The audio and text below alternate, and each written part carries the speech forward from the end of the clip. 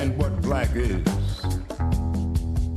the source from which all things come, security blanket for the stars. Understand what black is. It's not a color, it's the basis of all colors. It is not a complexion, it is a reflection of all complexions called human. And out of this blackness, passion flows like a river. Feelings tell the truth. Song and dance and making you laugh are family members. Understand what black is. The breath you breathe, the sweat on your brow, the cheers and the tears balancing the world on your head. Faith is the glue that holds us all together. Good morning, everyone. Good morning. Cornell Wright is with us. Cornell is kind of the chief architect and Moses inspiration for the Parker Wright group. I think his wife has something to do with that, but this show is pretty much about Cornell right now. Parker Wright Group is a really important consulting firm that I've been a pleasure to kind of know of through Cornell, and graduate of Lafayette College, I believe. Is it Cornell? Yes. You know, Lafayette, and MBA from University of Bridgeport. Are you still teaching at Housatonic, by the way? Not at this time. It's a question of having classes run and then a number of students to enroll in your class. So Indeed. not at this time. Indeed, but they allowed you to kind of go through those portals for 10, 15 years? 20 plus. So 20 plus years, as well as writing for the New Haven Register and the YouTube Maven. So I say all that to say we're going to cover a few topics that he's been involved with. And the point I'm trying to make is that when you hear the word consulting, people kind of use that, it's almost a ubiquitous or even a term that has little meaning. But in this case, he's a consultant, and it has meaning because of the varieties of his, I won't say religious experience, but the variety of his living experience is so profound, and he has a track record. So when you write every week or every other week in the Register, when you do a YouTube video, that's up there for criticism and judgment, and you can't hide.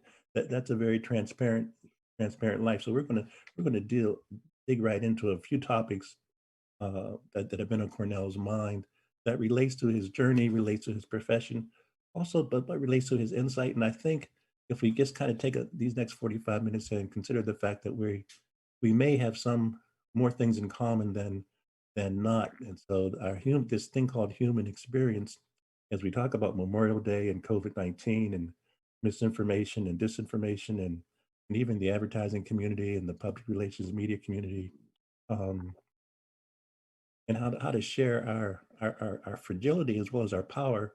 I think you'll see how we're trying to weave these strands together. So Cornell, good morning to you, sir. Good morning. Good morning. Thank you for having me, Tom. By the way, what's your middle name? My middle name is Norman. Norman, because I don't think that's right. And my middle name is Robert, and I always ask people that. I don't know why, it's just kind of a quirk, but you don't use it that often. So now I have something else to kind of throw at you. When I get mad at you, I'll call you Norman. I don't respond because I don't recognize it. Indeed, I get that sense for how you shared with me what it was. It was, my middle name is Norman. So I get that sense. So it's interesting how we kind of identify ourselves. And just before I get into the questions or the comments, our discussion, it's interesting that very few of us really know our real names beyond the last 2 or 3 generations. But that's another story. But Memorial Day is coming up, and I was intrigued when we were kind of discussing some of the things that were on your mind, and you referenced Memorial Day as being something you'd like to talk about and the quote unquote importance of the day. So let's jump right in. What is it about Memorial Day that kind of that resonates with you right now? Well, I think it starts with the fact that I am the son of a military veteran, and as a result, I've grown up, if you will, as an Army brat, shall we say. And so within that environment, my father did not pass in combat, as is designated those who are recognized specifically on Memorial Day. However, he was a 30+ year veteran of armed forces. And so as a result of that and other activities, I'm proud to say that my father is interred at Arlington National Cemetery, Mm. as is my mother, as that's the opportunity as well. And there's a difference, of course, between Memorial Day and Veterans Day. Mm. Veterans Day is then a recognition of all those who have served in the armed forces. Coast Guard, of course, included in that discussion.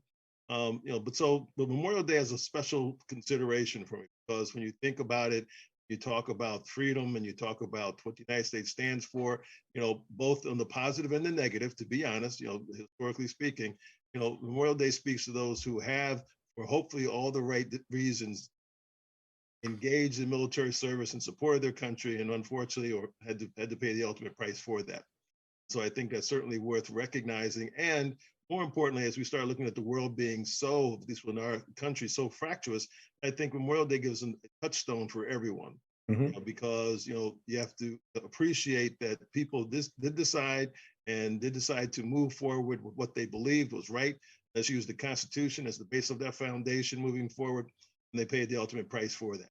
So I think that's something we can all at least appreciate and recognize, whether you agreed or disagree with perhaps the original reason. That decision that was made by each of those individuals is.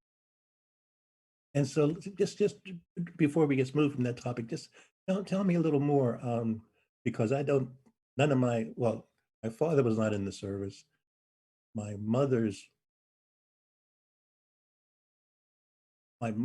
father's brothers were, but I really don't have a long. And I do remember growing up. Red Blake. There were these books by Red Blake and West Point, and I remember when I was 8, 9, 10 years old reading books in that regard. But I really don't have an emotional affinity for the military service. What did I hear you say that makes this day, other than your mother, your father's involvement? What kind of resonates with you? Well, it's that particularly for this one because as you and I both recall, we grew up in the Vietnam era, in which for whatever reasons, then that's another story for another time. I did not have the opportunity to serve during the Vietnam era, but in fact, I did have friends who did have a chance to serve, and from some of whom, in fact, fortunately passed away, Yeah. while on duty in Vietnam. So, if you will, there's a real connection there of people that I have personally known. Secondarily, having grown up in the military, if you will, world, we knew of people who were both in Vietnam who passed away, and since I came around a little bit after the Korean conflict, the Korean War, I didn't know anyone from there. But you start looking at it that our military service, across the decades, if you will, have been there. They've been stalwart. They've been supportive, and in fact, I think it's just appropriate that we give a chance to recognize those folks. And show appreciation for what they have done for the country. Excellent. Thanks for sharing. I might, if we have time at the end, I might kind of come back to that because my mind goes to Crispus Attucks and beyond, and people sacrificing for their beliefs and not bringing back the benefits of coming. I mean, there's a guy from the World War II whose eyes were gouged out while he was actually in the veterans. He had on his military uniform in the South, but we'll come back to that. Let's jump to COVID. I mean, the COVID situation. I've been blessed to do a few shows with the Yale Center for Clinical Investigation, as well as for the Community Alliance for Research and Investigation on COVID and health and public health and vaccine and vaccination hesitancy and diabetes and prostate cancer and autism. So the public health issue has been something that's really been on my mind even prior to COVID, and have had a chance to do a few shows in that regard. But I was interested in your perspective because you did a brown liquor and bad idea commentary on COVID-19 and what we still need to do about it. Also did a show in terms of long haulers, even for people that have so-called survived COVID. There's a question about what's kind of lingering effects that we know of now and effects that might even still manifest themselves down the road. But so I was intrigued when you wanted to kind of discuss and share about COVID from your perspective. Well, and thank you, because, if I may, COVID, if we go back and we look at it, first and foremost, COVID was, is, and will continue to be a public health issue. It's not a political issue. And why it was politicized is beyond me, and I completely disagree with that politicization, excuse me, word out, of what is a public health concern. because my contention is that if we had taken a more proactive, public health initiated, science-based approach to this, we wouldn't nearly have as many deaths in the United States as a result of that. Because when you think about it, we knew, and regardless of what you were thinking about, going back perhaps 12 months ago, thereabouts, that COVID was moving around the world. It was infecting everyone. It was on our East Coast. It was on our West Coast. It was in Italy. It was in Asia. It was around the world. And so you think about it, that the world recognized it, Italy being the best example of this, had a really bad situation. They took actions. They got it suppressed, at least for that point in time, with the associated capabilities they knew. Recognize this has been an ongoing learning experience for everyone around the world. The medical professionals have shared that information to everyone's benefit as much as they can. And as a result, they had a chance to suppress it. Well, then our mishandling, in my opinion, of the COVID vaccine got us to the point that not long ago, the United States, we weren't welcome to visit Europe. We were constrained. So think about all the discussion about how we were shutting down the United States with other countries coming to visit. Now the tables were turned because of our mishandling of the situation and too many people, dying as a result of that. And so I think there needs to be a consideration and reconciliation at some point in time, so that when the next opportunity comes, i.e. the next pandemic, and by the way, I'm not a soothsayer nor a fortune teller, but if you go back and look at it, the CDC did some analysis, and there had pretty much been a global pandemic type virus for like the last every 2 years over the last 10 or 12 years. You think about the SARS, there was avian flu, there was Ebola, there was the chicken virus or whatever. And now we had the coronavirus. By the way, corona is just one of the examples. 19 means there's been 18 prior to. Right? So, and then what's really sad is that the Obama administration has actually created a playbook in order to identify and respond to pandemic-related activities. And it turns out the administration last year, to all knowledge and least indication, didn't utilize the information provided by that. And as a result, too many good people, I think, were passed as a result. But so now we're getting to the point that we actually have gotten to, some ease of vaccination. I believe you've been vaccinated, right, Tom? Yes, twice, yes, with Pfizer. Okay, so have I. I went to the Moderna. And so I feel as though I have a little more protection, if you will.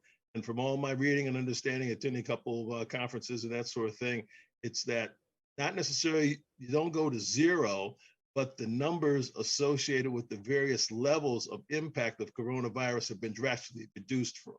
Okay, in regards to infection, in regards to two being ill, regarding two being hospitalized, regarding being intubated and passing away, those numbers have come down. However, we have to recognize that we're all in this boat together. And my contention is that if we had taken the precautions, to be honest, and recognize, hey, this is not about economics one way or the other. It's not about one or the other, tall or short or heavy or not. Corona didn't care. And so I just think that, we have some lessons to learn, and we should take those lessons before, because, unfortunately, too many people, I believe, died unnecessarily. Well, for sure. Let me, if I can, and people need to know, I think they do know that, obviously this is a live show. So even if I kind of discuss with things ahead of time with the particular guest, my mind sometimes will go off script or try to expand the script. So let me ask you in this regard, if you were consulting or if you were brought in, if an organization brought you in to consult, a management team, the CEO, et cetera, brought you in to consult with his or her employees about this issue, and to address how some of the employees might be reluctant to get the vaccine, how would you advise the management team to proceed? Well, I think you have to then identify that you really have two questions going on. Coronavirus, to me, and our precautions and those kind of things of wearing a mask, it is not, I talked with a couple of friends of mine who are attorneys, it's not a constitutional issue to have a public health requirement to wear a mask. Okay, so people talk about it's against my constitution. No, it isn't. Okay, because we have other laws and those kind of things that are in place. You can't yell fire in a movie theater, for example. Right. There's a requirement to wear a seatbelt. And these are things that are public health. And when you really think about it, common sense. And so it's not a question of impacting your personal freedoms. In fact, on the other side, I would argue it's engaging your personal freedoms by getting to effect of all of us being able to suppress something that in fact have impact. Because the whole idea is, as was mentioned, the viruses don't necessarily leave the world. Ebola, which we now recognize, is still in the world. Yes. However, because of the recognition of the scientific medical community and because of understanding what to do with it, once it occurs, if you think about the game people used to play whack-a-mole, that once it rears its head in the area, you can come in and attempt to suppress it quickly before it expands and spreads. So I think the same thing is true regarding our opportunities here. So as an organization, I would suggest and say that, hey, you have to sit down and actually explain to your members of your organization as to what's required. And I would dare say in the not too distant future, this is no forecast, but I would dare say in the not too distant future, insurance companies are going to become involved with it. Absolutely. They're going to become involved in regards to saying to employers, what percentage of your population are vaccinated? And you're going to come up with a number. And based upon that number, it's going to have impact on your insurance rate. Indeed. And so even, once you start looking at that manifestation, and then you start being able to talk to people about, hey, okay, so by the way, are you engaging with the public? I mean, I have a relative who's engaging with the public in a retail environment. And so she's wearing a mask and continuing to wear a mask, even though she's been vaccinated. And her organization has said, hey, within the current CDC guidelines and discussions, you don't need a mask. But let's be honest, how do you really know that someone has been vaccinated? Because I'm not wearing my card across my forehead, right. Okay? And you're not going to ask me to show you my cards, so we're doing an honor system? Well, as one person once mentioned, in God we trust, all others we audit. My college roommate is a CPA of some significance out of the Pittsburgh area, and so I certainly understand what that means. Let me kind of drill down before we go more to misinformation and coffee with Cornell, et cetera. I want to stay on this topic for a second. Sure. The community renewal team in Hartford, the counterpart here in New Haven is a community action agency. The community renewal team in Hartford is mandating that if you want to work for them, you have to be vaccinated. Amos Smith, who's the head of the community action agency here in New Haven, they are going to undertake a similar human resource policy. But I just want you to kind of clarify again why your perception of your individual right does not supersede public safety. Well, because when you think about it, the whole idea of public safety isn't just that we all have an obligation, if you will, and a responsibility to each other in this regard. So you think about it, we do have a lot of areas and things that are public safety that we are in fact compliant about. Very simply, you think about driving along the highway. Everyone is relatively compliant about staying within the lanes. Yeah, and even stoplights, and using stoplights and crossing normally, because we all understand and recognize that there's negative implications associated with this. Now, unfortunately, and I think if we think about it, because of the number of people who have died from COVID, over 570,000 people, over 3 million have supposedly been infected. I would dare say at this point in time, almost everyone knows or knows of someone who's either had COVID and/or has died from it. Well, so now you start thinking about that. And now we know that when people are talking about, well, I live in a more rural area, I don't have to worry about it. No, it's gotten there too. Oh, well, I live in the mountains. Well, no, it's gotten there as well. Okay. And, unfortunately, I think if anything, Tom, and we've talked about this in different times, the COVID starts to bring into me our humanness. And just recognize that we're all really in this thing together. And there's really nowhere you can really go and hide or not be a part of it or not be engaged. And so unless you want to be totally cut off from society. And unfortunately, we all kind of recognize it. I don't know how you managed through last year, but it was a little trying at times and somewhat being isolated. And I am so appreciative that electricity and the telecommunications world was still working. And so, through our computers and television programs, we could have entertainment and connection that would have really been more damaging, I think, in many ways. And and also the other factor is that for those who have been the long haulers and those folks who have been that, I've noticed multiple people who have had COVID, and you can actually see, and they will tell you that they are still not right after having it months ago. Yes. And so there's a long-standing, if you will, implication of this. And for people to ignore that, as my grandmother used to say, some people don't believe fat meat's greasy. But and with all due respect to your grandmother, and what was it? Do you recall her first name? I haven't. All right, but Florence is one grandmother on my mother's side. Uh-huh.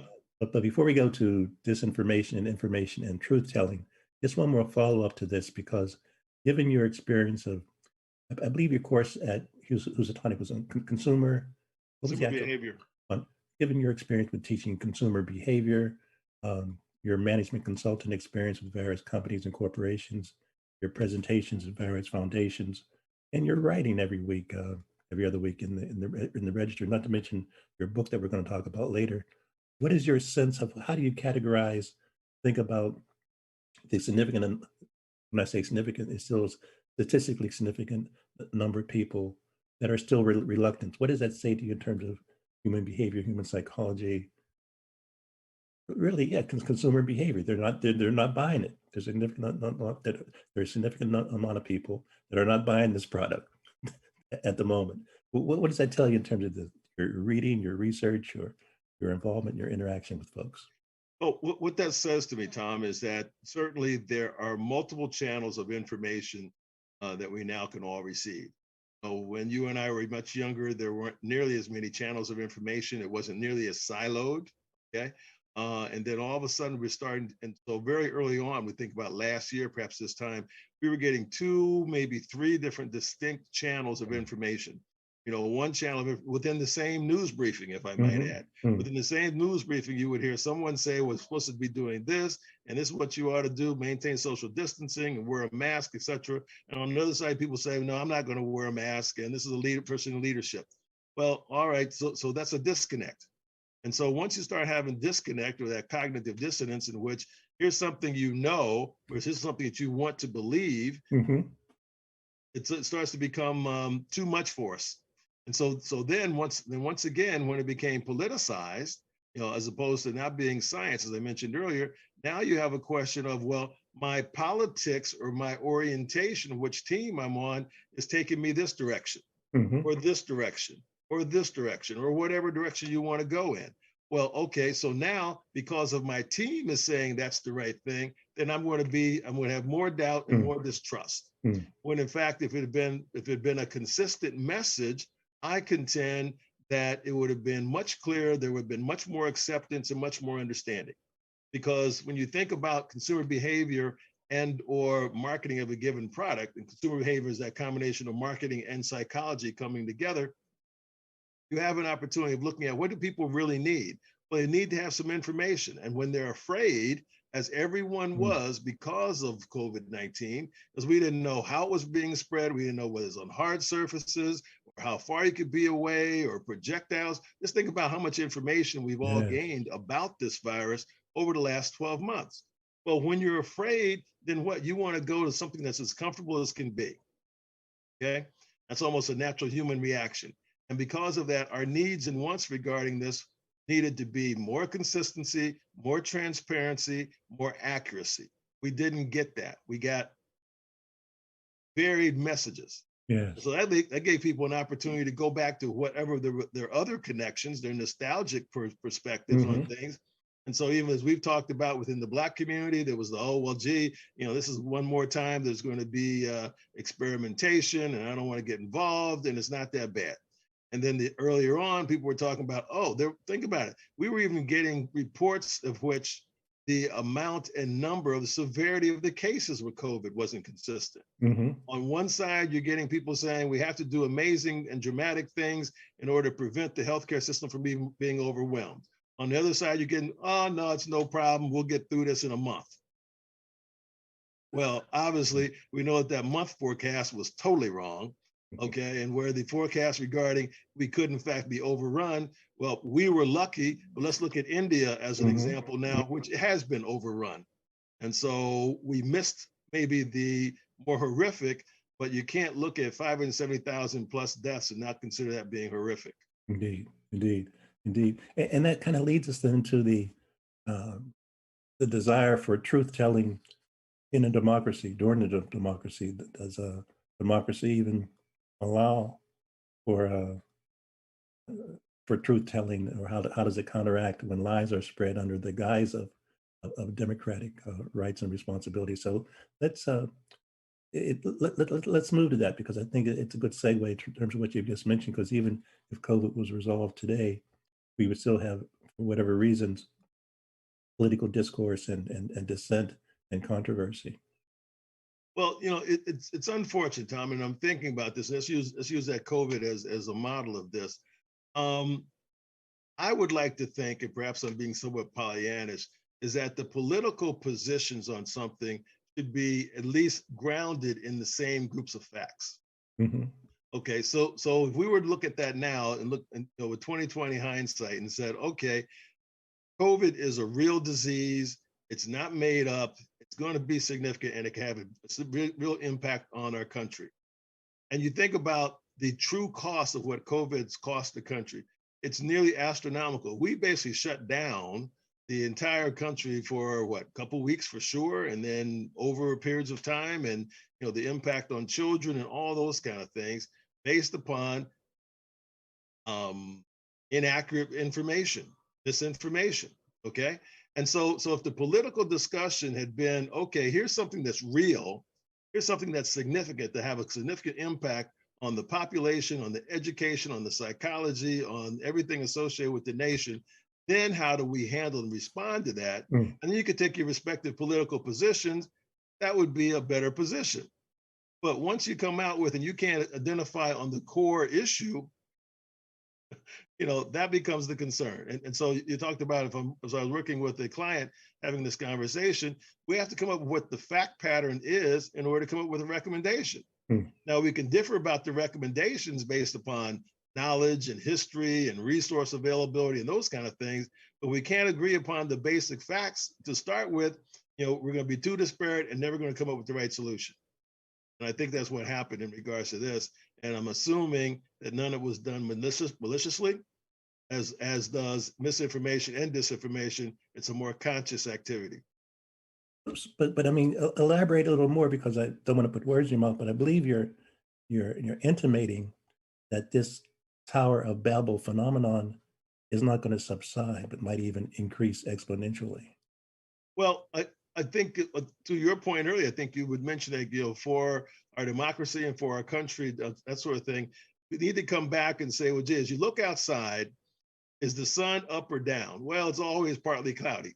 If you notice on newscasters, they can always say partly cloudy, and they're right. Okay, and so it's that gray area. But we have to get back to what are the factual numbers. If it's 75 degrees outside, now we can talk about, you know, as your mother might say, well, gee, 75 degrees, take a sweater.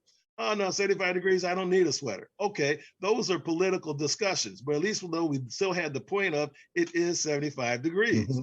Okay, but if we now say, well, it's really not 75 degrees, that starts to become more difficult, I contend, for everyone to grasp and have a better understanding of. And so let's get back to where we can start off with some facts and say, this is what it is. And then from there, you can take your own opinions based upon your expertise and, you know, not political, but philosophical orientations about it. Let's drill down then, if you would, because again, I hear you hypothesizing or relying upon rational behavior, people being able to agree to the facts and then respond one way or the other. But there still are a lot of people that believe that the votes were not fairly counted. I am exasperated about that. You know, because if nothing else, just using Georgia as one of the examples, my recollection, I believe they had the election, they had an audit of the electronic, and then they had a hand count of the actual election. And everyone in all the races appeared to be factual and accurate except for one. And there was no identified, to my understanding, and perhaps there's some new information, no identified fraud of any significance associated with any of those votes. And so at some point in time, it becomes a question of, well, how much do you want to believe, right? And so that becomes another factor, is that, maybe the consideration is we're trying to move toward absolutes. Can you be 100% absolutely, positively, no doubt ever in your mind that something is factual? Well, in all honesty, the answer to that's no.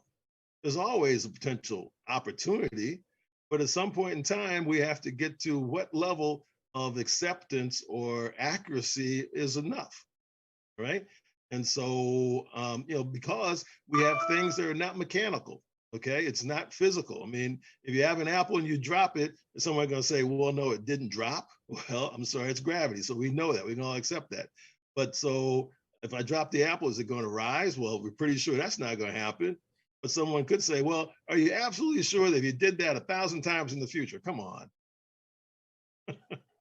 Okay, so pardon me. And so that just becomes a very difficult and hard place, and so it starts to become a question of what do you believe and how you start to establish those foundations. And that's perhaps that's a challenge for the. And I pose the question because when we get to the Brown Liquor and Bad Ideas and Coffee with Cornell, which people should go to on YouTube, I really sense a continued affirmation of us worshiping at the church of our better angels, at us understanding that we may have frailties and failures and limitations, but we can overcome them if we kind of keep perhaps a higher goal, or even an inner goal of more collective responsibility.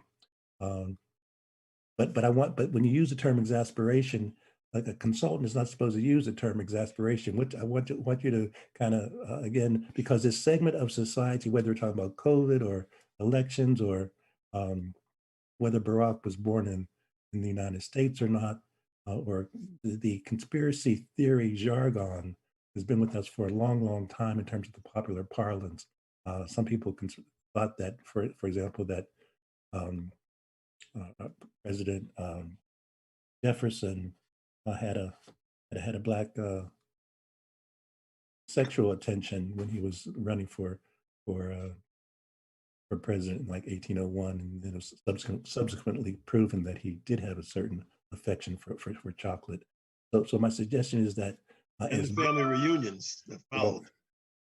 And the beat goes on. So my suggestion is that when we talk about media and marketing and PR and social influence and how do we communicate with one another, that continues to be a revolving target about where truth actually resides and whether truth even evolves. I mean, as you mentioned the Apple situation, and certainly in space, the Apple would still not fall because of it being in gravity not kind of affecting if I'm in the spaceship. So there are circumstances that also influence how you see things. But so I want to come back to because your management consultant expertise is not just for organizations, but it's for people, it's for individuals, it's for families, your expertise in this regard.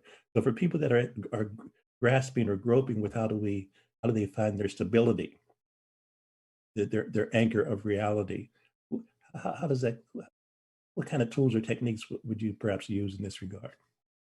Well, I think the real concern that I have, or opportunity, is that there's a recognition, at least to me, that there's too much information today. And when I say too much information, you start looking at the various charts associated with the amount of information that's being created and around the world. And the chart is linear. It's just like, yes, too much information for all of us to grasp at any point in time. Yes. In fact, supposedly I've heard that in last year or whatever year, there was more information created than had been in mankind's history for thousands of years prior to. Yes. So I think that with that as a backdrop, what I have done, at least personally, is I have trusted friends you're one of my trusted friends. I have trusted friends who are attorneys. I have trusted friends who are doctors. I had young people who are trusted people in regards to technology. I have a friend of mine who's an audiophile. And I go to them and I ask them questions of things that I don't know, because I can Google or research a certain amount of information, but then again, we're all pressed for time. Yes. And so I then go to my friends and I ask them the information. And typically, they give me excellent information. But part of the question is that you have to also then have your own litmus test. Was the information accurate? Was it valid? Did I get the right answer? And you then have to determine that if you're getting the wrong answer, as with a consultant, if a consultant doesn't give you the right answer, you don't hire that consultant again. Well, the same is true with your friends who are your go-to persons. If they don't give you the right answer, you don't go to them again. And by the way, just to add another aspect, they can't answer your question with a question. Okay? Because all that does is give you a circular activity of one question leading to another. And because the whole idea of asking questions is to bring up uncertainty, in my opinion. Okay? If I'm going to a trusted source, then I need to have that trusted source, one, by definition, trusted, which means that they have either in the past given me good information that was solid, that I can make a solid decision on. Now, every time someone gives you a piece of information, however, it may not be right. It's your stock market, for example. I mean, everyone can look at 2020 hindsight and say what they should have bought as a stock, but the stock decisions right now is, still a little bit of, they would say, Kentucky windage. However, they can probably give you a number of well thought out plans and or approaches as to how they came up with that recommendation. Well, to me, that's the key. So start finding trusted sources, whoever they are. And if you don't have them, seek them out, or, YouTube has a lot of opportunities, as well as your show, as well as other things on TV, and not necessarily going for, quote unquote, the entertainment aspects, but go for those who are specifically designed to provide more specific and grounded information. And if you get too many questions coming at you, I would consider that's not a good source. Well said. Before we go to brown liquor and bad ideas and coffee with Cornell, I guess when you were talking to Cornell, you reminded me, share a little bit, if you would, if you're willing. There's something that you, in terms of your toolkit, is it predictive analysis? There's something in your toolkit that... It's called predictive index. Predictive index. Yes. My mind went there as you were talking, kind of weave that in a little bit. Predictive Index is a software tool from the company called Predictive Index, and they have a behavioral assessment. And the behavioral assessment is relatively straightforward. It only takes just in 10 minutes. And you're basically answering two questions. But out of answering those two questions, and the company had its origin back in 1955, and it's conducted over 23 million of these evaluations. And as a result of that, they have an artificial intelligence engine that kind of can compress these and give you a pretty accurate assessment of how you would behave in a business or work environment. And so it's used primarily as a tool for assisting with hiring. It also can be used in order to identify, interrelationships opportunities within a team, within an organization. And now with a new element of the software, it actually can assist executive teams with their strategy in order to identify that within a given executive team, their behaviors, their strengths, and their weaknesses, are they in fact aligned with being able to pursue the strategy they have for the organization? Because there's different strategies that organizations can take. And so then you start to say, well, gee, do we have the right combination of members of the executive team in order to be able to implement that strategy successfully and within the time frame we're requiring it? And the reason I asked you, I'm so glad that you were willing to share that, is for, in my mind, it may not be perceived to be a direct linkage, but minimally an indirect linkage. When you work with people, there's a certain amount of trust you give or don't give. There's a certain amount of, when you interact with someone on your job, there's a certain amount of you believe what they're saying or not. So even the trust and belief factor kind of kicks in just in your one-to-one, 24/7, 365 relationships with people. So Absolutely. Whether it's disinformation at your company, whether it's a lie coming out of your manager's mouth when he's looking at you in the face and you not know that he's lying, but you can't tell him, or he doesn't even know that he's lying, but you believe that. So that predictive index thing, I was really intrigued with it, that it applies whether we're talking about COVID or vaccination hesitancy, even just in our daily relationships. We buy in at various levels to a person's harmony with me. Well, in fact, if you take the predictive index approach a little farther, at the organization and other organizations who have implemented predictive index as being part of it, all the members, all the employees have identified, and there's 17 reference profiles, and everyone over all these years pretty much ties into 17 reference profiles, and then people indicate what their reference profiles is on their laptops and on their workstations and on their cubicles and their offices and those kind of things. The benefit of that is it starts to give and starts to create an instant harmony and connection so that you understand who you are better, because self-knowledge is also improved by this. And then you understand how you can interact and interface with the other person better as well. And because we all have our preferred ways of communication, we have our preferred ways of working, we all have our preferred ways of learning and our preferred way of engagement. And so, it's not that you can't have some expansion of that, but that expansion is stress. And so if you find something that's pretty much harmonious, that's central, then it's engaging, it's easier for you to accomplish and get things done. And so that's really the whole idea of predictive indexes. Allows you to have talent optimization, where you're getting the right people, not only because of their skills and talents, but also because of their behavioral aspects in the right jobs. And if people want to contact you in terms of finding out more about that and how you kind of work with organizations in this regard from an implementation standpoint, what's the best way for them to reach out? Well, Cornell Wright is the Parker Wright Group, and my email is Cornell, as like the University Cornell, at parkerwrightgroup.com would be a quick way to communicate with me. I'd appreciate that. Tremendous. Let's jump for the next 10 minutes or so remaining on brown liquor and bad ideas. I'm not a drinker. I might be considered to be a teetotaler, but I'm still young, so you never can tell. I might just move over to the other side at some point and find my Jack Daniels or whoever invented Jack Daniels.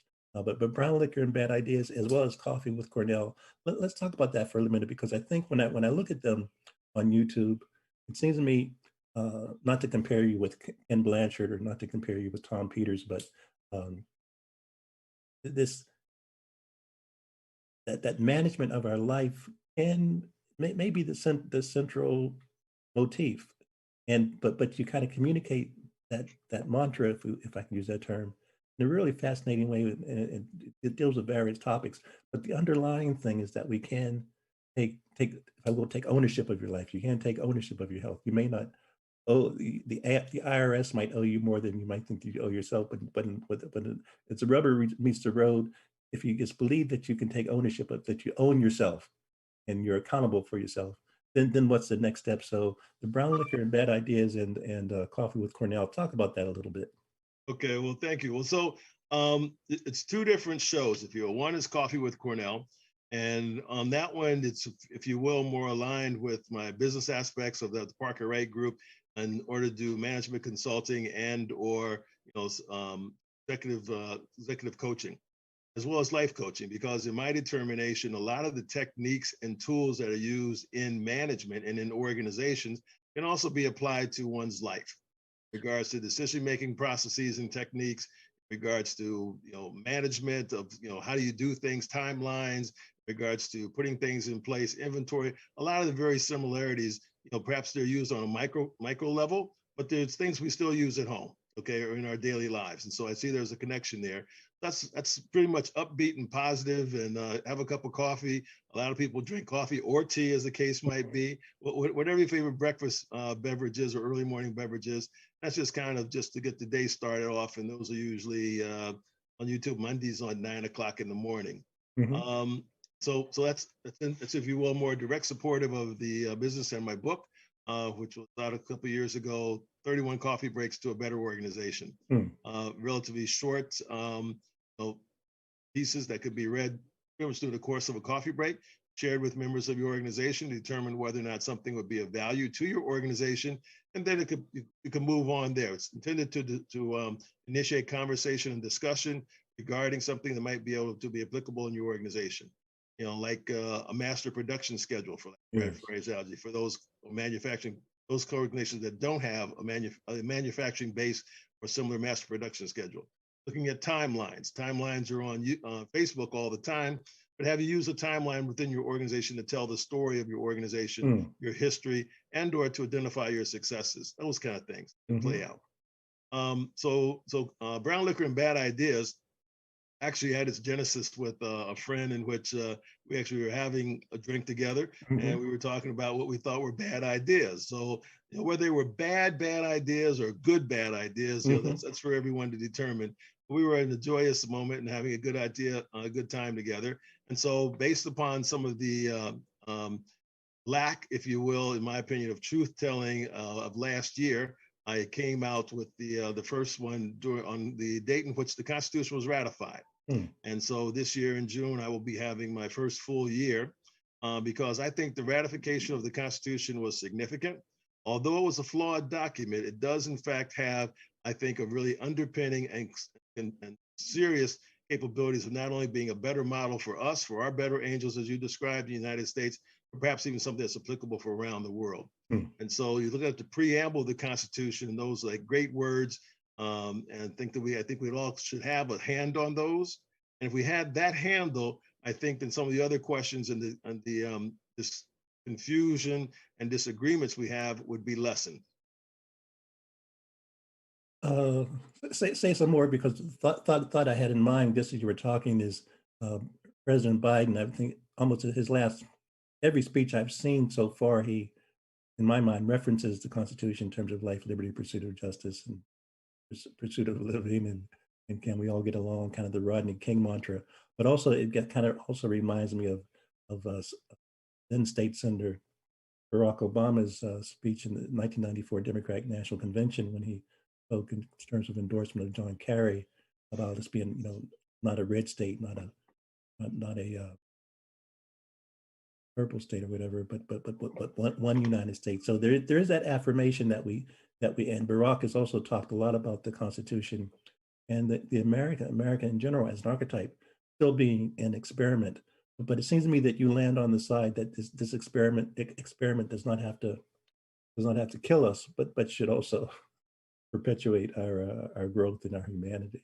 Well, absolutely, because if nothing else, I think you know, we started off talking about COVID-19, and that is, I believe that COVID-19 could have been a tremendous unifying element in our country, and it did not serve that purpose. You know, because so many people were touched by it, so many people were impacted by it.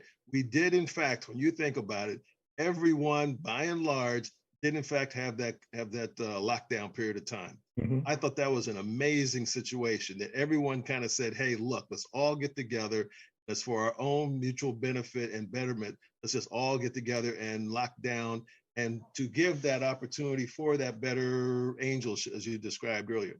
You know, because we were all trying to pursue for all of our happiness and for health and prosperity. Well, that was a wonderful moment in the time, even though it was a dark time and everyone was afraid. You know, at least me, maybe not you, but at least most people I was encountering, there was a little bit of fear and trepidation, and if nothing else, some stress. Okay, and that would have been it could have been such a healing and galvanizing moment, because when you start looking at things, I think, you know, we could all sit down and come up with our own list of things that we would like to see differently in our country. And some of those things have to do with, are we really getting better, or are we not, you know, as good as we used to be? And if you look globally in regards to the competition, it's real clear. We're not as good as we used to be with whatever that used to be is. You know, I mean, if you recognize that China has just recently had a Mars landing as well with their, you know, Mars roving capability.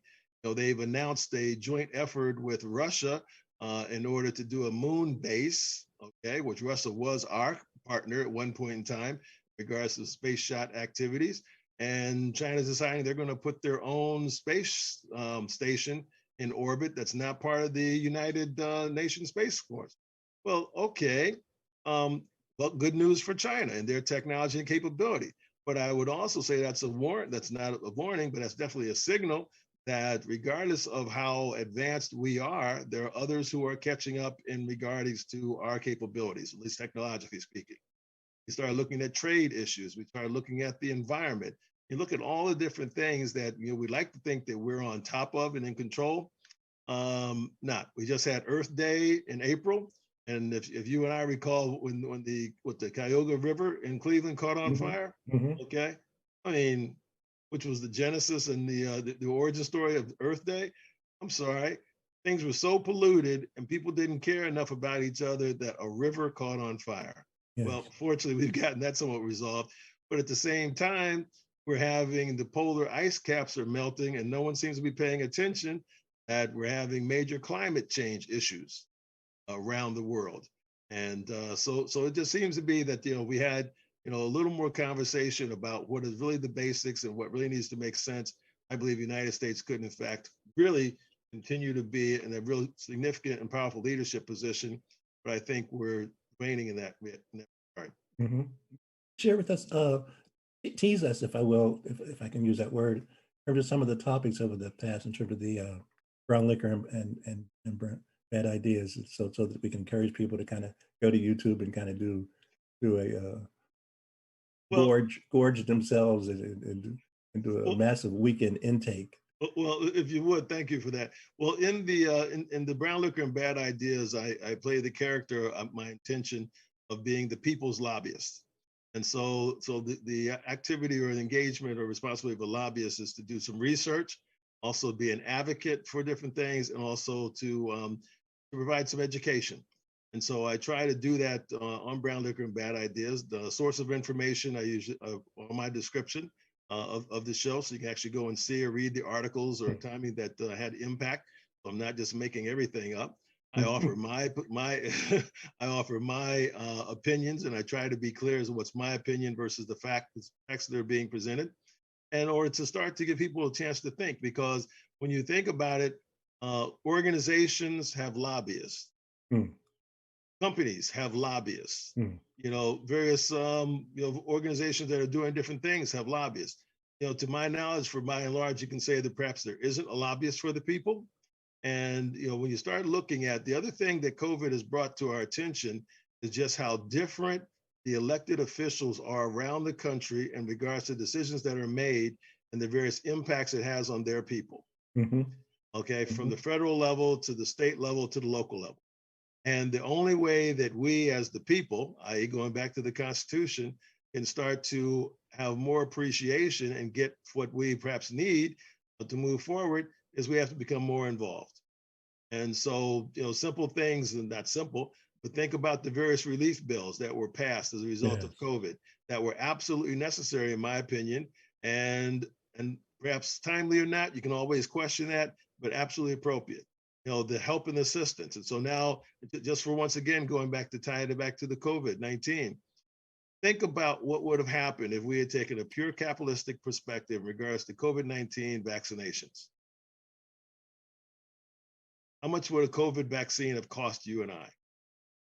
And would we have been able to pay it? You don't know the answer to that question. It's too scary to ask. But at this point in time, the government took care of that, and in fact, took care of the people. And to my understanding, I hope they're also going to be, starting to take advantage of, some of the excess supply we may have in helping some other countries in the world who also need to have this taken care of. Because unless we suppress it everywhere, it's really suppressed not anywhere, as Dr. King is take off in his comments in regards to justice. But so I've talked about that. It's been a lot of times talking about that. I talked about voting last year. This year, how important it is that if we want to participate want to have a democracy, we have to participate in the democracy, not just, when it comes up for votes, but being involved along the line.